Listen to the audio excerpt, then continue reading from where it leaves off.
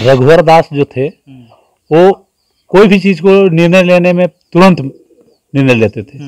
ये हमको उसका बहुत पसंद था, पसंद पड़ा। हाँ, वो उसका कहना था कि गड़बड़ी थोड़ा भारी वो होता है तो वो जेल में रहेंगे, ये उसका कहना उचित नहीं था। केंद्र सरकार के माध्यम से झारखंड सरकार आती है, झारखंड सरकार हम लोग को फंड में देती है और उसमें एक सिस्टम डाल के भेज देती है, इतना पैसा को ये खर्चा करना है, इतना पैसा को ये खर्चा करना है, अपने माध्यम से हम लोग खर्चा कर नहीं पाते।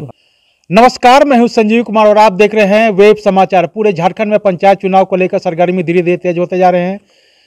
बात करें अगर ग्रामीण विकास मंत्री आलमगीर आलम से, तो उनसे हमारी कल मुलाकात हुई। उन्होंने कहा कि 2 से 3 दिनों में पंचायत चुनाव को लेकर फैसला ले लिया जाएगा। फैसला क्या होता है, कब चुनाव होगा, इसको लेकर है, लेकिन इसको लेकर उन्होंने कहा कि अभी सर्वदलीय बैठक होगी हमारी और बैठक के बाद निर्णय लिया जाएगा। बहरहाल अभी हम आए हुए हैं रांची जिला, और रांची जिला में बेरो प्रखंड का नाम है और पंचायत का नाम है टेरो, और यहाँ के मुखिया हैं सुशीला तिर्की जी।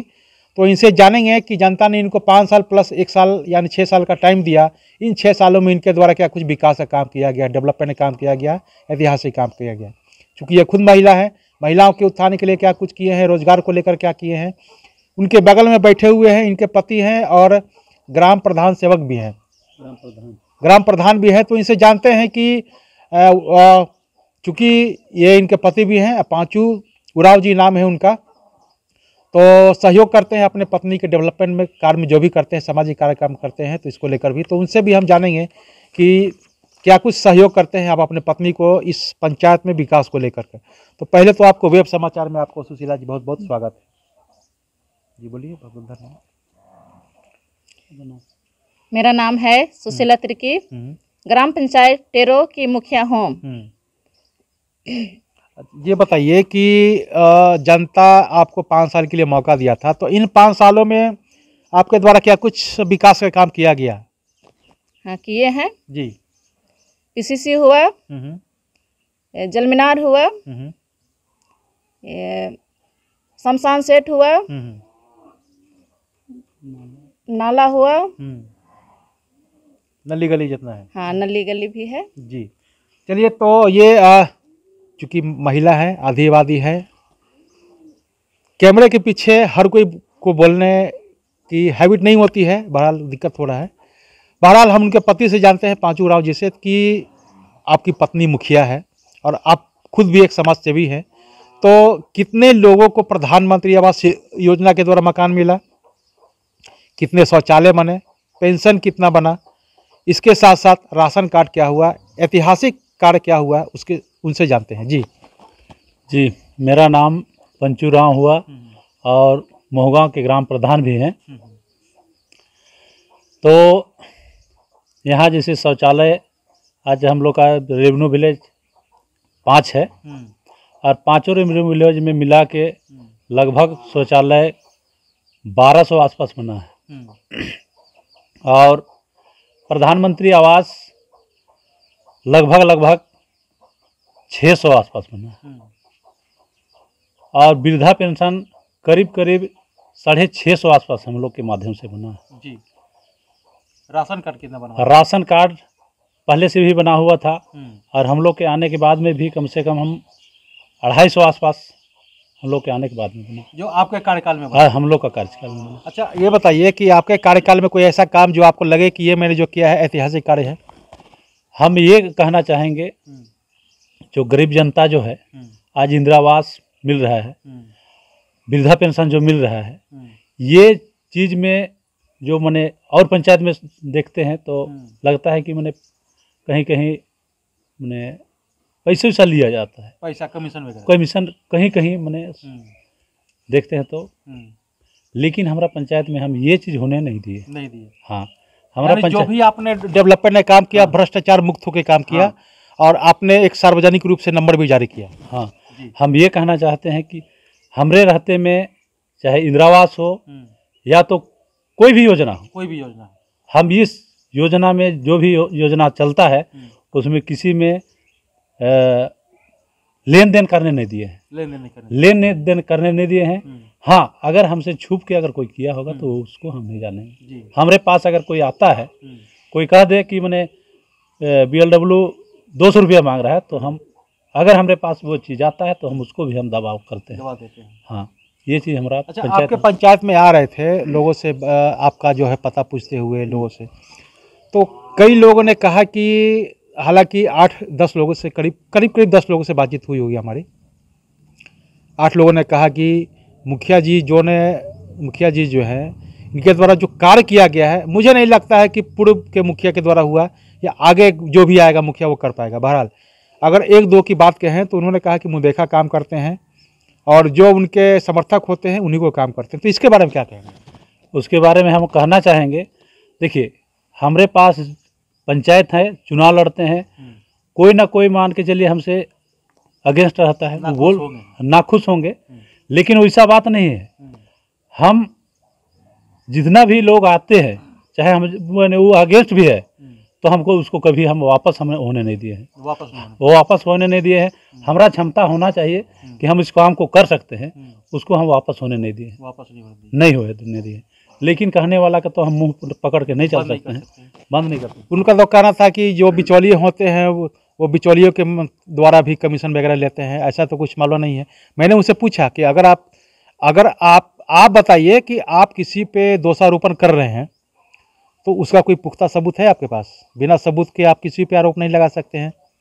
आपका मुंह है, किसी को बोल दीजिए कि ये करते हैं वो करते हैं, ऐसा कुछ होता है क्या? तो बोले कि नहीं, मैंने तो नहीं देखा है लेकिन सुना है। तो सुनने में देखने में अंतर होता है। बहरहाल आप ये बताइए कि चूंकि आपका कार्यकाल है 2 मुख्यमंत्रियों के रीजन में रहा है, रघुवर दास, हेमंत सोरेन, तो दोनों में क्या डिफरेंस लगा? आप अपने पंचायत के विकास के लिए क्या कुछ योजना मिला? योजना दोनों मुख्यमंत्री से सही मिला, लेकिन रघुवर दास जो थे वो कोई भी चीज़ को निर्णय लेने में तुरंत निर्णय लेते थे, ये हमको उसका बहुत पसंद था।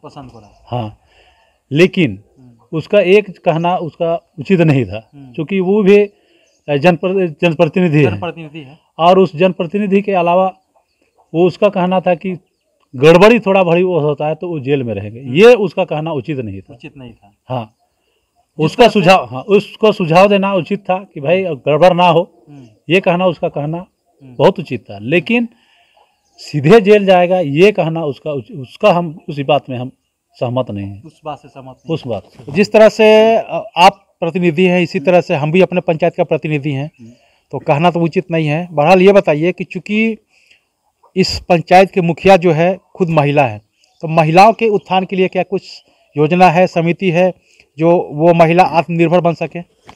महिलाओं के लिए आज JPLPS जो है महिला मंडल जो चला रही है, उस माध्यम से उस सबको ऋण मिल रहा है, और आज के डेट में महिला आगे बढ़ रही है। किस तरह का योजनाओं का लाभ मिल रहा है? योजना उस जो मैंने उस सबको मैंने खेती उती करने के लिए, जो भी कार्य करने के लिए वहाँ से पैसा दिया जाता है, और कम ब्याज में। अच्छा, तो इस कम ब्याज में और खेती बाड़ी करके वो डेवलप कर रही है, कर सकती है। अच्छा, इसके अलावा ये बताइए कि चूँकि आपका पंचायत है 5 साल प्लस 6 साल हुआ, इस दौरान आपके पंचायत का शिक्षा और स्वास्थ्य का क्या स्थिति है? शिक्षा तो मैंने ठीक वैसा नहीं है।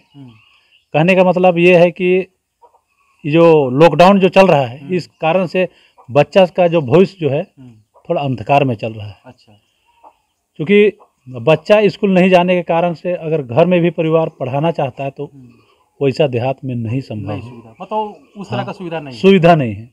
इसलिए मैंने पढ़ाई के हिसाब से ये लॉकडाउन के जो है उस हिसाब से थोड़ा कमी हुई है। स्वास्थ्य का क्या स्थिति है? स्वास्थ्य में कुछ सुधार हुआ है, क्योंकि डॉक्टर समय पर सब आते हैं। हाँ, NM सब बीच बीच में आती है, मैंने वहाँ टीकाकरण जो होता है हर आंगनबाड़ी में उस सब का समय रहता है, उसमें आता है, टीकाकरण करता है। जो भी समस्या है तो महिलाओं का समस्या को सुन के अब सोल्व होता है, समस्या का समाधान होता है। अच्छा, ये बताइए, चूँकि कोरोना काल में आप देख सकते हैं कि इस कोरोना काल में पूरे देश दुनिया में किस तरह का सिचुएशन हो गया था, आपके पंचायत की क्या स्थिति थी और आप उसको किस तरह से हैंडल किए? हमारे पंचायत में हम उस सबको जैसे बाहर में थे, बाहर से जिस समय लॉकडाउन हो रहा था तो उस समय आने वहाँ से वापस आ रहा था घर, और उस सबको हम क्वारंटाइन में रखे थे। हम स्कूल में क्वारंटाइन में रखे थे, पंचायत भवन में क्वारंटाइन में रखे थे, और उस सबको क्वारंटाइन में रख के उसके बाद में हम उस सबको घर भेजे।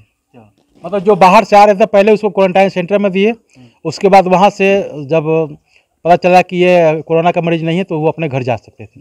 क्योंकि अब चुनाव नज़दीक आने वाला है, अति शीघ्र चुनाव को लेकर घोषणा किया जाएगा, तो ये बताइए कि आगे की क्या रणनीति है? आपने क्या कुछ सोचा है कि अगर जनता आपको दोबारा से मौका देती है तो ये मैं डेवलपमेंट का काम करूँगा?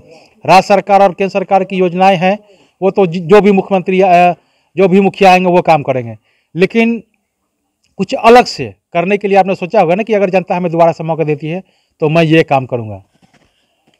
और जितने भी मैंने अभी योजना जो हमारे पास हम चाह के भी नहीं कर पाए हैं, जैसे रोड हो गया, नाली हो गया, क्योंकि पैसा हम लोग को झारखंड सरकार केंद्र सरकार के माध्यम से झारखंड सरकार आती है, झारखंड सरकार हम लोग को फंड में देती है, और उसमें एक सिस्टम डाल के भेज देती है कि इतना पैसा को ये खर्चा करना है, इतना पैसा को ये खर्चा करना है। अपने माध्यम से हम लोग खर्चा कर नहीं पाते हैं। इसलिए हम लोग मैंने चाहते हुए भी हम आप चाह रहे हैं कि वो गरीब है, हम देख रहे हैं। देखिए प्रपोजल तो दे ही सकते हैं ना, जैसे मान लीजिए जो समस्या है और वो तो केंद्र सरकार और राज्य सरकार की योजना है, तो आप अपने स्तर से तो प्रपोजल दे सकते हैं ना कि हमारे पंचायत में ये समस्या है, तो उस पर तो कार्रवाई, उस पर तो सुनवाई हो सकता है, और जो योजना है उसके लिए फंडिंग का व्यवस्था हो सकता है, वो तो अधिकारी का काम है। लेकिन आप तो योजना बना के दे सकते हैं ना कि जो योजना आएगा उसी के आधार पर काम करते हैं। वो तो हर सरकार आती है अपने स्तर से काम करती है, लेकिन योजना बनाना तो आपका काम है। योजना बनाना हम लोग का काम है, लेकिन उस योजना को भी हम लोग अगर भेजा जाता है तो उस योजना का भी नहीं हो पाता है। नहीं हो पाता है। नहीं हो पाता है। तो क्या कुछ कहते हैं अधिकारी वगैरह? अधिकारी के जैसे मीटिंग जो होता है, मीटिंग में पूरा प्रस्ताव रखा जाता है, ये काम होना चाहिए हम लोग का, यहाँ ऐसा दिक्कत है, लेकिन वो सुनवाई नहीं हो पाता है। तो इसके लिए आगे कुछ बात नहीं करते हैं हम लोग। तो मान लीजिए कि वीडियो है, डिप्टी कलेक्टर है, डीएम है, मंत्री है, विधायक है, उससे तो भी कह सकते हैं ना कि हमारे पंचायत में क्या समस्या है। हम लोग बोल सकते हैं, जैसे यहाँ हम लोग का विशेष होता है पंचायत डेवलपमेंट में वीडियो, अब वीडियो को ही हम लोग प्रस्ताव रखते हैं। चूँकि हम लोग का मैंने डीसी उसी के साथ में वैसा मीटिंग नहीं चलता है, और डीसी के मीटिंग भी चलता है तो मैंने पूरा पंचायत का जाता है, तो करीब करीब 4000 पंचायत है, वहाँ से जाता है, तो उतना भीड़ में मैंने कहने में थोड़ा सा हिचकिचाहट हो जाती है। तो आप प्रतिनिधि हैं, आप अपने पंचायत का प्रतिनिधित्व करते हैं, तो हिचकिचाहट तो नहीं होनी चाहिए, क्योंकि आपको जनता ने वोट किया है, जनता का समस्या का समाधान करना आपका काम है। हाँ, ये हिचकिचाहट नहीं होनी चाहिए, लेकिन कहने का मतलब है कि बात रखने के लिए भी मैंने जैसे डीसी के पास मैंने साल में एक आध बार मीटिंग हो जाती है, तो बहुत भीड़ होता है ना, तो बात करते करते कोई बात रखते जैसे हम भी बात रखना चाह रहे हैं, वही बात अगर कोई रख देता है तो इस में बात नहीं रखता है, दब जाती है कहिए कि ये भी मेरी डिमांड है। हाँ, वही डिमांड है, लेकिन वो भी नहीं हो पाती है जी। तो आपने सुना कि जिस तरह से जो मुखिया हैं, मुखिया प्रतिनिधि हैं पांचू उरांव जी, तो इनका कहना है कि हमारे मन में कई इच्छाएं हैं, जो मैं प्रपोजल देता हूं वो प्रपोजल पास नहीं होता है। बहरहाल इस मुद्दा को लेकर प्रखंड विकास पदाधिकारी हैं, मैं उनसे भी बात करूंगा, और जो ग्रामीण विकास मंत्री हैं उनसे बात करूंगा कि जो भी जिस तरह से आप मंत्री हैं, विधायक हैं, और उसी तरह से पंचायत के भी मुखिया जो होते हैं एक प्रतिनिधि होते हैं, तो केंद्र सरकार और राज्य सरकार की योजनाओं को तो धरातल पर लाना ही है, लेकिन इससे हटकर अगर कोई प्रपोजल देता है तो उस प्रपोजल पे अमल किया जाए, ताकि अपने पंचायत को लेकर बेहतर से बेहतर विकास कर सके। बहरहाल चलते हैं दूसरे पंचायत में, वहाँ के जो मुखिया हैं उनसे भी बात करेंगे तमाम मुद्दों पे, डेवलपमेंट को लेकर के क्या कुछ उन्होंने उपलब्धि हासिल की है। तब तक के लिए मुझे दीजिए इजाज़त। धन्यवाद।